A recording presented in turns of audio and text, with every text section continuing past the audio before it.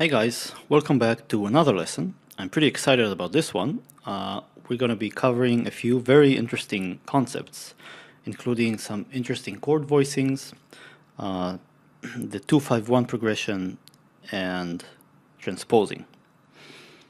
Or the power of transposing, I should say. So let's start with a simple progression. A D minor, going into a G major, going into a C major. With the bass in the left hand, it would be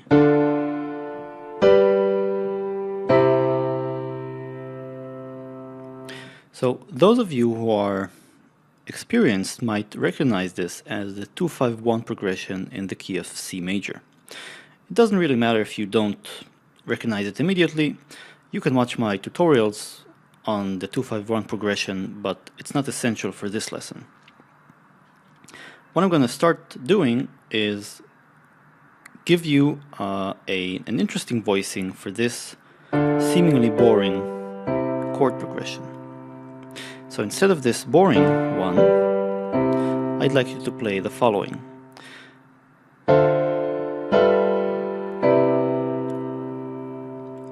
The left hand does the same thing, a D to a G to a C. The right hand plays for the D minor, F, A, C, and E. For the G major, F, A, B, and E. So basically the C goes down one step. And for the C major, E, G, B, and D. Once you've mastered this particular chord combination, what I'd like you to do is to start transposing it. So transpose it one step down. That's two semitones.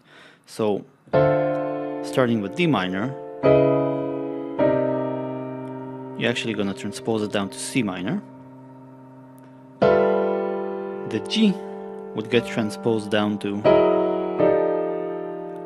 F,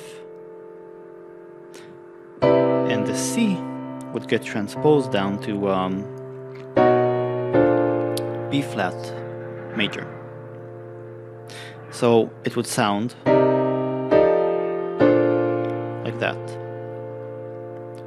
Starting from the beginning,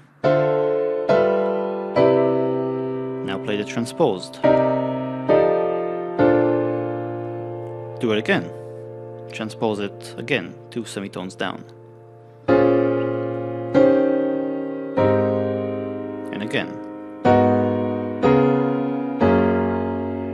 Again.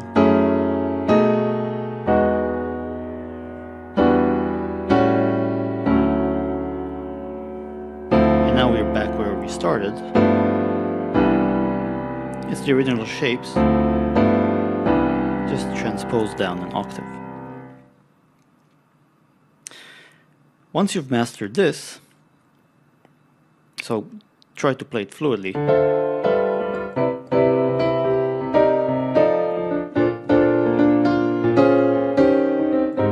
Try to maybe add some rhythm. It doesn't have to be jazzy, it can be maybe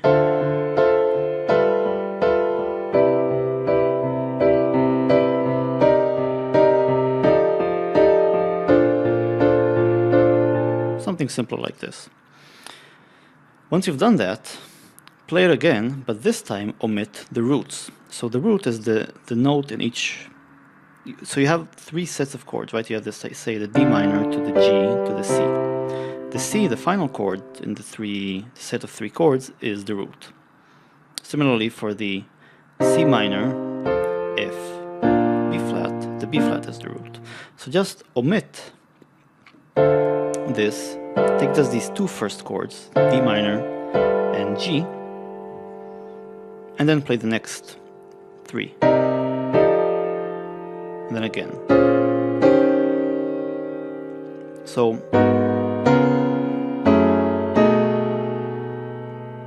and actually you don't even have to go down in full steps, you can go in half steps as well.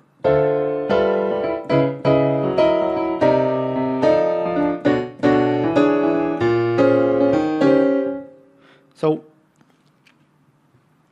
you can kind of get this fast jazzy feel just by transposing this shape you started with. Now, you might say, well, you're teaching me how to sound jazzy in this video, and I actually want to play pop songs.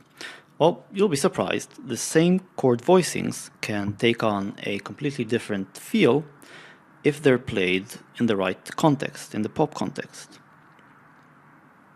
For example, let's play the same progression, but with a different tempo.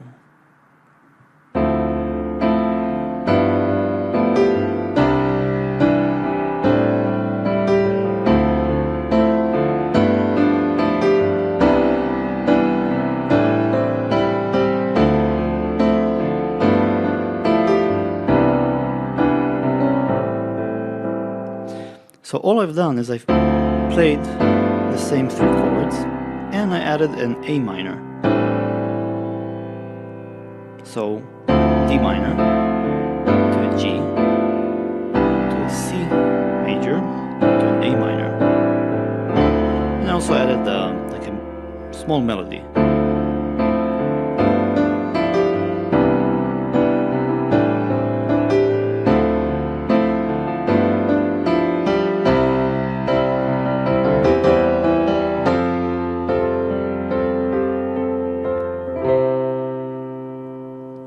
So you'll be surprised how many jazzy things can actually sound very popish with the right context and treatment. That's it. I hope you've had fun, and I'll see you next lesson.